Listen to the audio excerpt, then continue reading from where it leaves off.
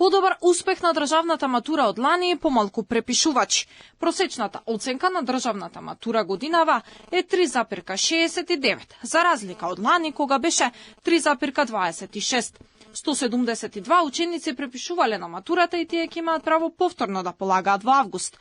Подобриот успех не се должи на полесни прашања. Напротив, прашањата биле и потешки, но концепирани да бидат полесно разбирливи. Според министерката Весна Јаневска има се уште многу што да се менува за да се подобри образовниот систем, но важно е дека промените започнале и веќе се гледаат првите резултати. Има уште многу што да се направи, но битно е дека голем чекор, ова е голем исчекор.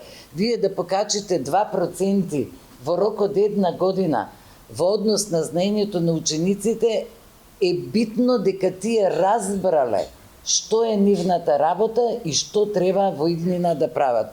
Јас се надевам дека овој тренд ќе продолжи со сите напори кои ги прави Министерството и дека следната година веројатно ќе можеме да се пофалиме и со подобар успех.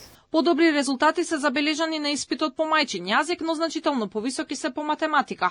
Минатата година на тестот по математика оценката била 3,73, а годинава 4,14 или 651 ученик од вкупно 1239 кои полагале математика добиле 5.